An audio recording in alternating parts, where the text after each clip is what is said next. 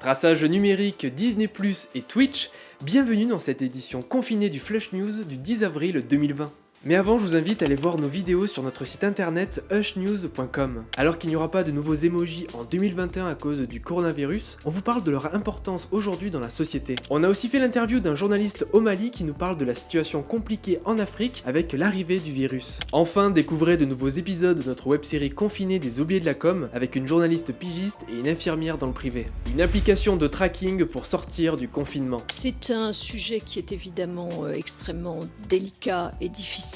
Stop Covid, c'est l'application mobile de tracking qui pourrait voir le jour en France afin de savoir si on est en contact avec des personnes atteintes du coronavirus. Toutes les intelligences disponibles sont nécessaires et seront utilisées. Le tracking fait partie des solutions qui ont été retenues par un certain nombre de pays, donc nous aurons fait le choix de travailler en lien avec eux pour regarder ces solutions. Un système qui passe crème dans certaines régions du monde, comme Singapour, mais pas chez nous. En France, être tracé, non merci.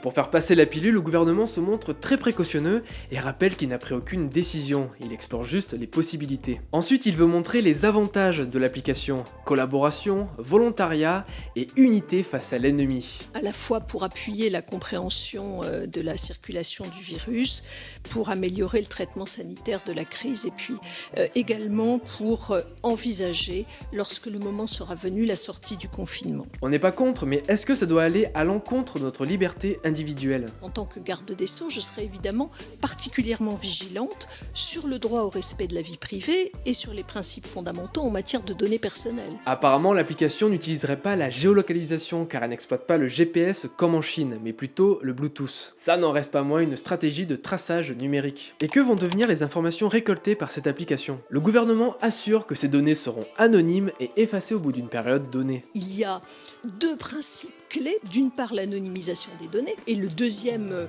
principe cardinal, c'est évidemment le consentement des personnes. Et est-ce que c'est efficace au moins ? À Singapour, ils appellent tout de même au confinement malgré l'utilisation de leur application de tracking. S'il veut vraiment installer Stop Covid en France, le gouvernement va devoir user d'une excellente communication. Vous êtes convaincus, vous ?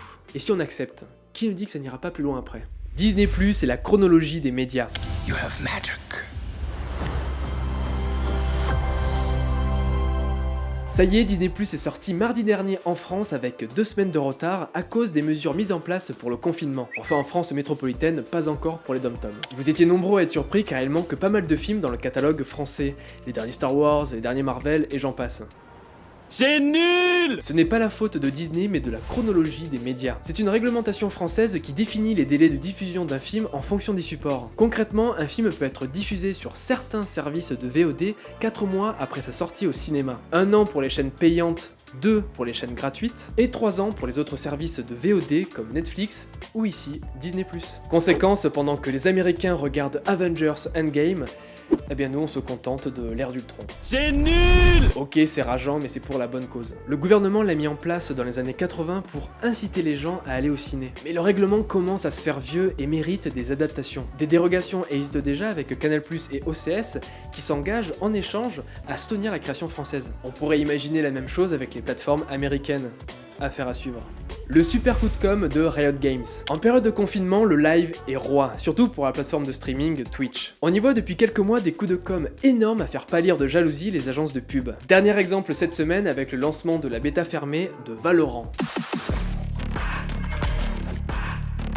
Un jeu de tir en mode multijoueur par le studio de jeux vidéo Riot Games. Ce dernier a organisé sur Twitch un tournoi avec des influenceurs de haute volée, Gotaga, Mikalo, Moment, Zerator et bien d'autres. Bref, que du beau monde, c'est ce que l'on appelle du marketing d'influence. Mais le génie de la campagne de com réside autre part. Pendant la compétition, les viewers pouvaient gagner eux aussi une clé leur permettant d'accéder à la bêta fermée du jeu. Il y en a même qui sont restés plus de 30 heures devant leur écran pour obtenir le fameux sésame. Des clés se sont même vendues à plus de 150$ pour un jeu qui sera gratuit cet été. Bref, un vrai succès avec un pic de 1,7 million de spectateurs en simultané sur Twitch, soit presque autant que l'émission Quotidien sur TMC. Pourquoi ça marche autant ? Parce que l'utilisateur est au cœur de l'opération avec un super cadeau à la clé. Une clé justement pour vivre une expérience inédite et avoir accès au jeu en avant-première, eh bien comme les influenceurs. De quoi se sentir privilégié et ça les internautes adorent. Bravo Riot.